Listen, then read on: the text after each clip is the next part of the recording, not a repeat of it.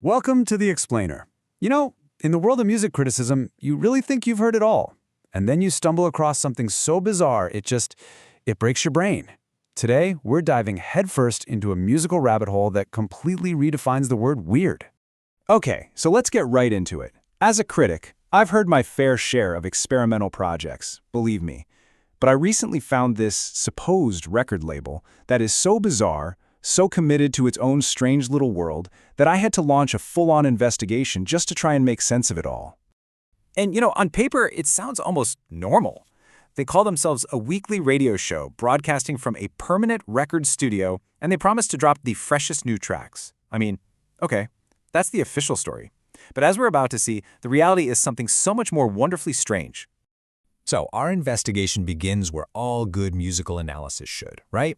With avian romance. Yep, this is our first case study from the album's anonymous roster. Yes, the artist is named Taylor Swallows, of course it is.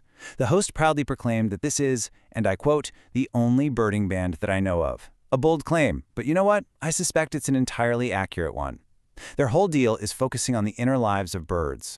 So the centerpiece of their debut song, Booby, is, well, it's a lyrical masterstroke. It's sung from the perspective of a female blue-footed booby bird, and the hook is, well, you can read it for yourself. Calling it unambiguous doesn't even begin to cover it. And this right here perfectly illustrates the label's strange genius. The hosts have this totally deadpan discussion about how the song is factually accurate, because the mating rituals of blue-footed boobies do actually involve their bright blue feet, but they just drop that little scientific fact right next to the sheer lyrical absurdity. It's like a nature documentary and a bizarre fever dream had a baby. But bird-based romance is just the beginning, folks. Oh no. Albums Anonymous also sees itself as a home for barrier-breaking artists.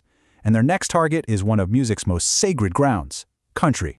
So allow me to introduce you to Country Boy. He's presented as this true rarity, one of the few liberal, more progressive-leaning country artists out today.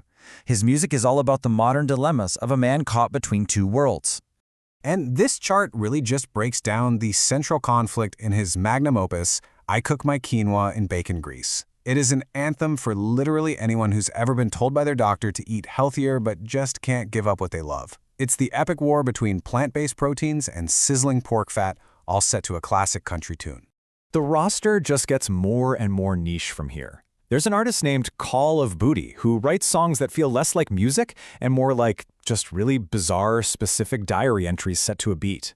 His Mother's Day song, Mama, includes these incredibly specific family memories.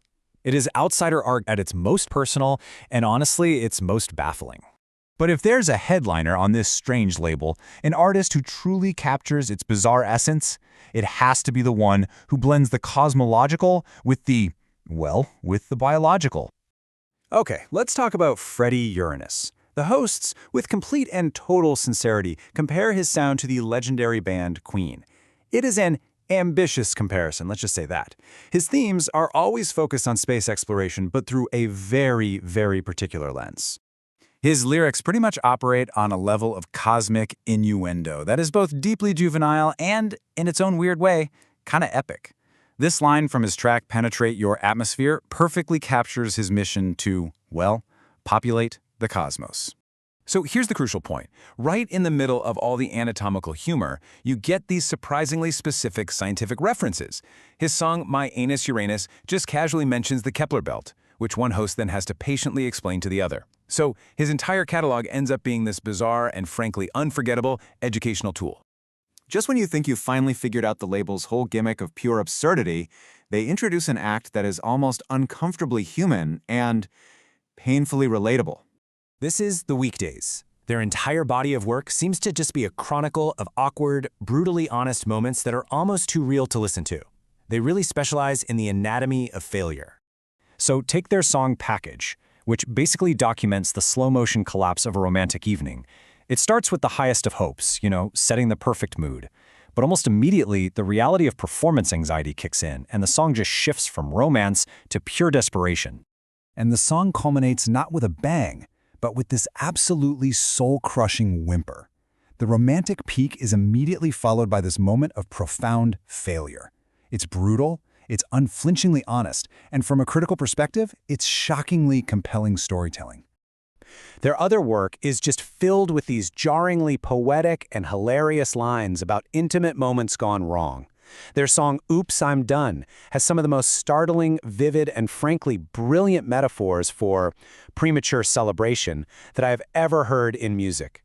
It's a lyrical genius of the most uncomfortable kind. So, after this journey through ornithology and country fusion and anatomical space rock, what's the final takeaway? What is the critical verdict on this whole enterprise? This brings us all the way back to our central question. What are we actually listening to here? Is it a record label, a bizarre radio show, or is it some kind of elaborate cry for help? Well, here's my conclusion. Albums Anonymous isn't a record label at all. It's a brilliant piece of long-form performance art, and it's powered by improvisational comedy. It's a hilarious parody, not just of music, but of the entire music industry. And the real genius is their absolute unwavering commitment to the bit. It's a masterclass in staying in character. And so, as a critic, this is my final review of the whole project. Albums Anonymous is a chaotic masterpiece of improvisational comedy disguised as a record label. It's profoundly stupid, and I think I love it. It really proves that sometimes the most memorable art isn't the stuff that takes itself so seriously. It's the kind that isn't afraid to be completely and utterly ridiculous. Which leaves me with one last thought for you. What's the most brilliantly dumb piece of art that you've ever loved?